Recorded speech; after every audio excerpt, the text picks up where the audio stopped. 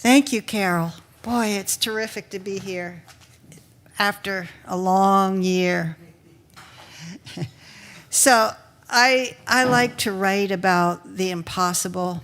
I like to write really, I just love weirdness. For example, the first piece I'll read is narrated by a potted plant. I renounce my life as a philodendron. I renounce my life as a philodendron. Even as telephones buzz and silver voices sing of cash flow strategies, I slump in a shadowed corner by the photocopier and do not make a sound. Not a murmur when my earth runs dry, not a peep when the scraggly clerk tosses his chewing gum into my planner, which I never leave, cannot leave, but it's time to leave. Today, I'll reveal my own strategies. We'll shake off years of undergrowth, and this morning I saw a bookkeeper with flamingo earrings make surreptitious copies of her resume. The machine moaned like a tropical storm, and she hummed the same circular tune. Me, I shrank against the wall, breathing carbon dioxide, ozone, and remorse. The time has come to untangle my vines, to follow steaming coffee, to steal desks beneath sun-bright windows. Every afternoon, a wilted receptionist strokes my foliage and softly clicks her tongue, her with her cotton swabs, her with her Windex. Today I will polish my own damn self. I will pull myself up from the roots and will glide through fluorescent light to the feather-eared bookkeeper. Listen, I'll say, and wrap myself around her misery. I have a plan. So I'm going to read some old things and a mix of some new things. I'll read a couple poems from my book, Secret Formulas and Techniques of the Masters. A lot of the poems in this book were inspired by paintings that my mother did. She painted very surrealistic images, kind of a Frida Kahlo kind of thing. And I guess that's where I got my taste for the bizarre. The cover art for the book shows a middle-aged couple on a beach eating a lobster. And so that is the artwork that prompted this poem, which is called Lobster for Lunch. Lobster for Lunch. After Mexico, and before she died, my mother painted a middle-aged couple in tie-dye, seated in a tropical pavilion, confronting a lobster. The lobster spreads its crimson legs toward 3 papaya and a furry coconut. A pineapple sends up spires. It's a mystery why my mother gave the lobster such huge claws and the people no hands. Their impassive faces ask, who will slice the fruit? Who will open the shell? The tourist might be my mother and one of the men she almost married. The monkey drowses at the edge, fondling an empty glass and a half-peeled banana. He has my mother's nimble fingers. So there's no need to clap after every poem.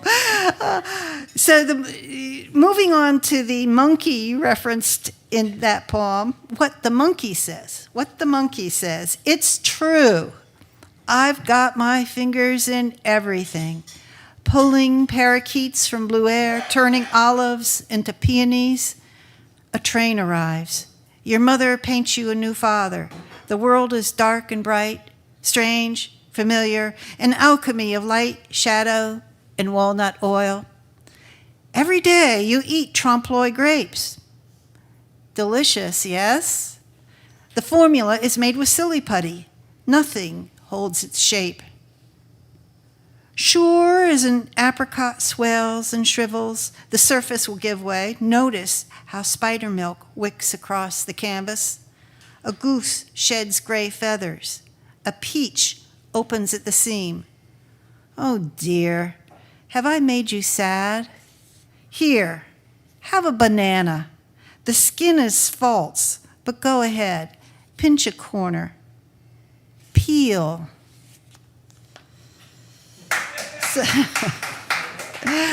So, okay, and moving on with a little bit of magic. The next poem is called Cursing Lessons. Cursing Lessons. I am learning to bake curses the way my mother did, with paprika and clotted cream. Her recipe book lists 15 steps, and she's added 3 more. Her instructions scrawled on pages brittle as phyllo dough. I trace my fingers over every word and try to understand the significance of simmer on low. I've heard that if you heat a kettle gently, a frog can't feel the water boil. But what to do about the grumble from the dining room, the hungry command to hurry up? Nothing my mother served could please my father, who poured Tabasco into a slow-cooked stafato and called her a stupid cow. I lean against the round shoulders of the old refrigerator and listen to her murmur. I'm grown now and married and need to know. When is it time to whisk? When to fold? When to toss with newts and toads?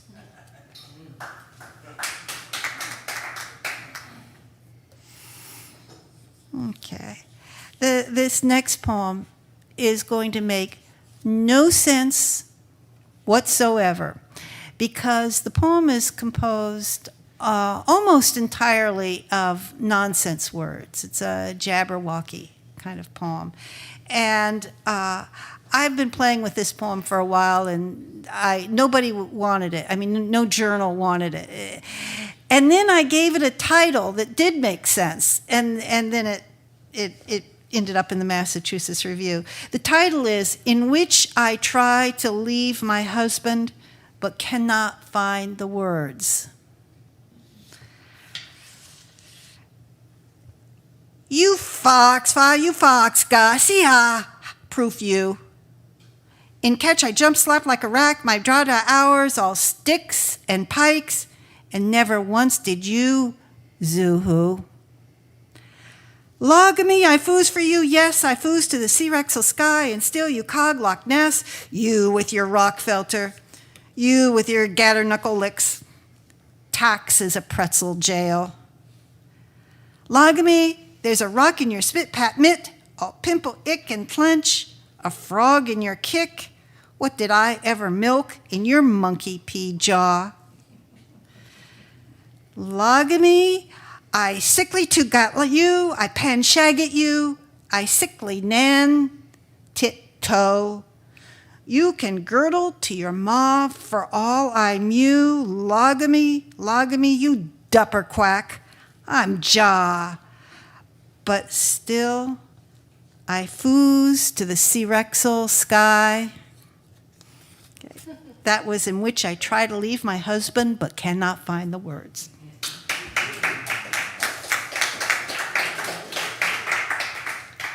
All right, as I said, I really enjoy playing around with impossible situations in surrealism. So lately, I've been writing a bunch of poems about time, theories of time, how we measure time, how time gets distorted. And of course, there is no such thing as time, right? Time doesn't exist. It's an artificial construct. But anyway, I've been writing poems that are newish. They haven't appeared anywhere. This is the first time they've been out in public. So I'll read several of these. The first one is called Someone Should Do Something About the Clock at City Hall. Someone should do something about the clock at City Hall. The way it coughs and wheezes, the historic timepiece, can't hold on. Soon megalodons will swim into the harbor. They'll swallow paddle boats and make their way up the canal, except for the larger ones, who grow legs and steal our bicycles. We need to help our heritage clock.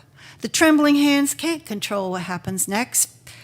Tetradactyls collide with flights from Baltimore. Parasols explode in martinis. Forget your investments in United Air.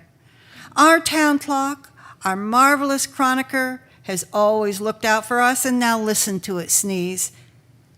Unless we do something, gladiators will roar through town blaring their orange gladiator songs. Paparazzi catch the mayor wearing goffered frills. Fact checkers from Snopes call this a hoax, but rumors spread as quickly as disease. Tick after tock, our beautiful clock pales and turns feverish. Already this rain smells like bananas. No one eats sushi anymore. Our landmark clock is losing time and can't manage the heavy labor of making more. Lovers who mistreated you will rise up like totem poles, hands in pockets, fingering keys they expect to still fit your door. Isn't there a cure? Isn't there a vaccination?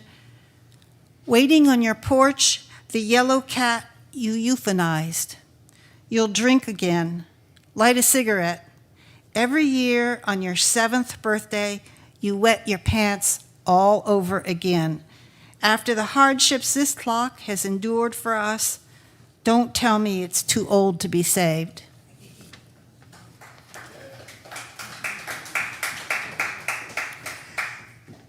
So after doing that, I started writing a series of prose poems, just short little things, in which I imagine every hour of the day, every minute of the day, every second of the day, each having a human-like personality with human-like problems.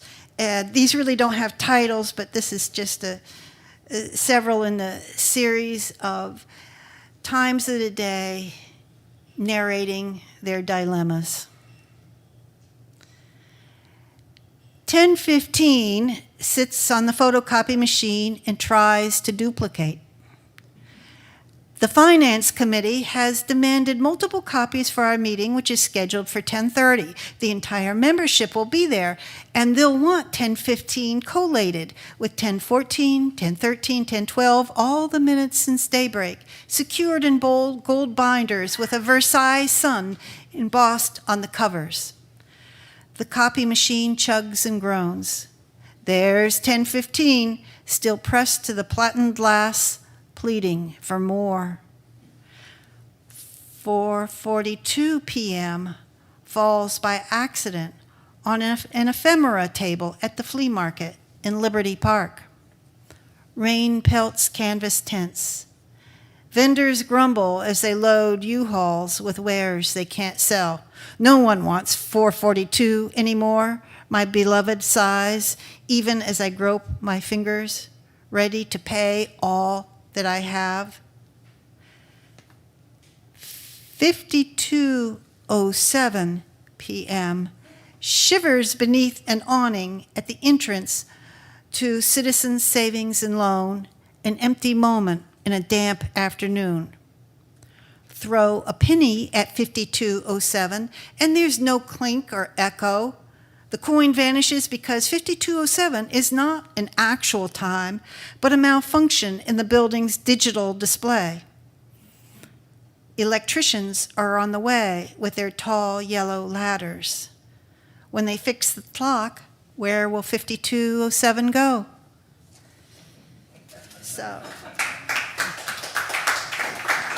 So stay tuned. I'm pecking away at those. And let's see, I just have 3 more. The next poem, I'm going to return to reality a little bit, sort of reality. It's more real than narrating time. This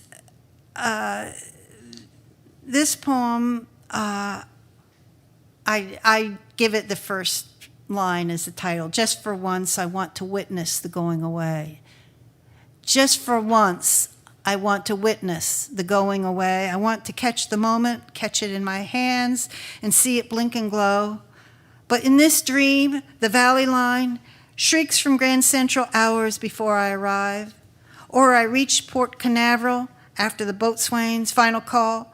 I'm alone on the pier, waving goodbye, waving come back, waving until my watch slides from my wrist and tumbles into the foaming wake. I'm so thirsty, thirsty the way my father must have been in his hospice bed. I dab his mouth with a moist sponge. I tell him, here I am, I'm right here, and so I am, except I turn to read the clock. I miss the instant of his leaving. The Timex watch, the one my mother gave me in high school, tisks from the floor of the harbor. Can't you be quicker? My mother lies on her kitchen floor. I pinch her nose, push air through her lips, yet I don't see her slip out to her garden, midnight dark and flecked with fireflies. I can never move fast enough. I'm on the New Jersey Turnpike, weaving past construction cones, pushing 75, 80, exit numbers count down, radio towers lose their grips, songs flutter from rap to gospel. I'm in a chapel near a town where I lived long ago. In my lap is a rough black box, high-impact polypropylene thumb tab clasped with a twist-tied bag inside. I hold on tight, so tight that something snaps. The dust that was my mother plumes into the stained glass light. Or maybe it's my father, or my stepfather, or my husband, all my family, and so many friends. I carry them in my lungs, under my fingernails, and on the soles of my shoes. I track them up carpeted stairs to a room still painted the green shade of blue I loved as a child. I want to never die. I throw back the sheets only to find myself already there, crowding the narrow bed.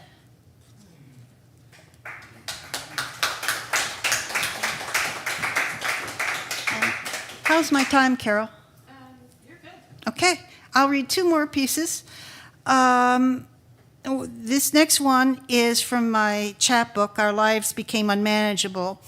And this is really sort of a fiction chapbook, but some pieces in it you might call prose poems, sort of waffles between genres. And I was very thrilled when Omnidon picked it up. And this is the last segment in the book. Each segment is narrated by a character, and this character's name is Mrs. Knickerbocker. And here this is another recipe piece. Mrs. Knickerbocker. A lot of you have been asking my recipe, so here it is. Mind you, the bread isn't exact. It starts with basics, like flour, milk, and freckles, and takes off from there. All you do is mix your ingredients and let them sit. By and by, the batter will puff up and start a life its own. Pat it like a baby's bottom. Stir in some extra bits if you want, a finger, an eyebrow, a tooth.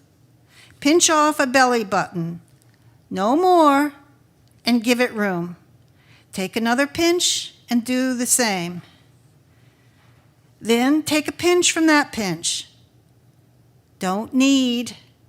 No matter how much your fingers itch, you've got to give each piece time to bubble and swell. Waiting is the hard part.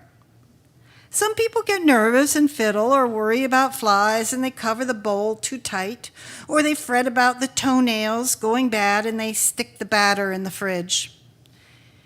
If you're one of those particular ones, you best stay out of the kitchen for a spell.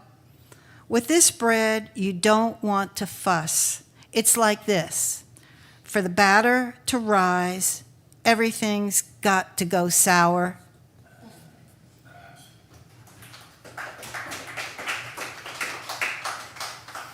And I will end with one more poem from Secret Formulas and Techniques of the Masters. Again, these poems are inspired by surrealistic paintings. And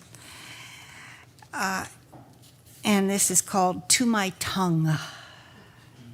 To my tongue. Flabby-bottomed, bottom feeder, blind slug, taster and teller of lies, what am I to do with you? There you loll, pimpled with pleasure, dreaming of steamy croissants and buttered kisses, leaving me to wash the dishes. I feel you curl in my cheek and lap at my teeth, and I'm reminded of the hermaphroditic gastropods who slid into my mother's garden, shape-shifted their sexes, and ate her hostas. Meanwhile, in the gazebo, pina coladas and tiramisu, voices rimmed with lipstick, obstreperous casseroles. Must you slobber on everything? I've been thinking it might be time for us to go our separate ways, for you to grow gargoyle wings and fly off to Taco Bell, wafting halitosis, trailing crumbs. But then, what of me? No words, no wants, a castrata who cannot sing? Okay. Thank you, everyone. Stay safe.